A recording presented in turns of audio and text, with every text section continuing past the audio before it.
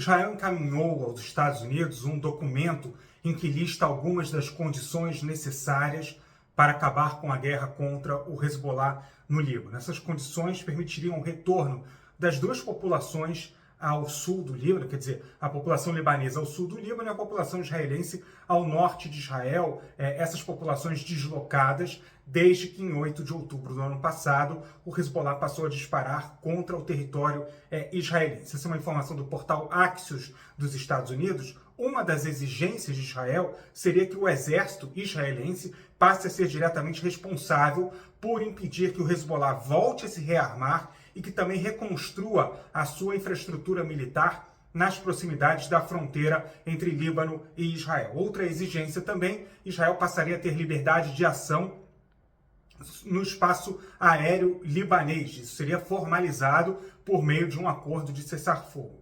Esse é um modelo novo proposto que tem como base aquela resolução 1701, que a gente fala com alguma frequência por aqui, sobre a qual a gente fala por aqui com alguma frequência, que é aquela resolução do Conselho de Segurança da ONU, que encerrou a Segunda Guerra do Líbano em 2006, um confronto entre Hezbollah e Israel que durou naquela ocasião 34 dias. Aquela resolução, ela determina que o Hezbollah deve se afastar da fronteira a 30 quilômetros, ou seja, na altura do rio Litani, em território libanês. Deve haver também o desarmamento do Hezbollah e, por fim, esse território abaixo do rio Litani, portanto 30 quilômetros ao sul do rio Litani, inclusive nas proximidades da fronteira entre Líbano e Israel, deve ser ocupado pelas forças regulares libanesas e pelas tropas da UNIFIL, as tropas da ONU.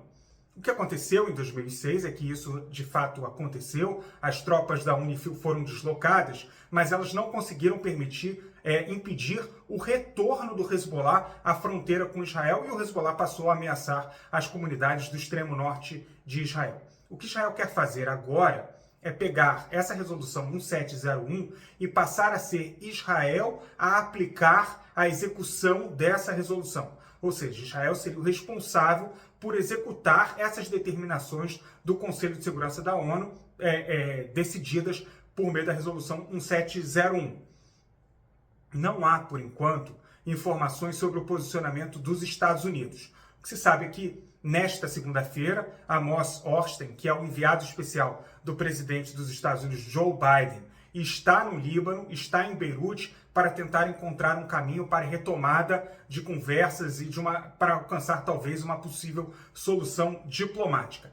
Nesta terça-feira, o secretário de Estado dos Estados Unidos, Antony Blinken, virá a Israel. Ele deve se encontrar com o primeiro-ministro Benjamin Netanyahu ao meio-dia, às 8h15 da noite deve se encontrar com o presidente de Israel, Isaac Herzog.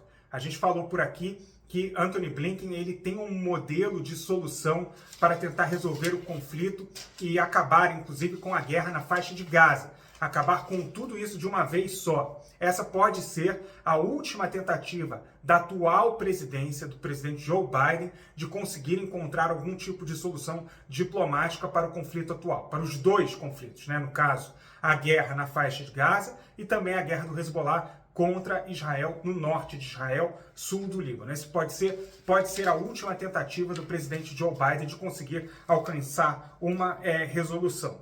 Israel já enviou também mensagens aos mediadores, o Egito e o Catar, e também os Estados Unidos, de que está disponível, no caso da guerra na faixa de Gaza, para abrir mão de questões consideradas muito relevantes para Israel, para conseguir algum tipo de acordo para a libertação dos reféns. Essa foi uma mensagem enviada por Israel aos mediadores. Segundo o jornal do Catar, Al-Arab Al-Jadid, o Egito se prepara para receber o secretário Blinken na quarta-feira, portanto, ele virá na terça-feira a Israel. Na quarta-feira, ele é aguardado no Egito, numa tentativa de mobilização regional para conseguir levar adiante um plano para o dia seguinte na faixa de Gaza. O que diz esse plano do secretário Blinken? Ele é baseado nas ideias de Emirados Árabes Unidos e Israel. Nós já falamos sobre isso por aqui, mas vale repetir.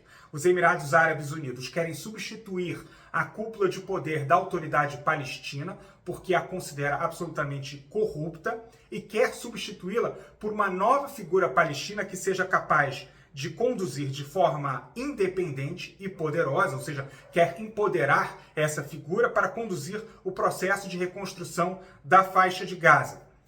No lado israelense, há pontos de divergência em relação a esse plano, porque Israel não quer o envolvimento de forma nenhuma da autoridade palestina. Mais ainda, os Emirados Árabes Unidos, eles aceitam o plano desde que Israel se comprometa a uma visão de dois estados, Israel e Palestina. Netanyahu, primeiro-ministro de Israel, não quer fazer qualquer movimento nessa direção porque teme que um movimento como esse, uma declaração explícita de que é favorável à criação de um Estado palestino, possa vir desmantelar a sua coalizão de governo. Lembrando que há dois elementos, principalmente na atual coalizão de governo, Bezalel Smotrich, ministro das Finanças, e Itamar Ben-Gvir, ministro da Segurança Nacional, que são absolutamente contrários a um tipo de declaração como essa. Eles não podem nem ouvir falar em qualquer tipo de menção à criação de um Estado palestino.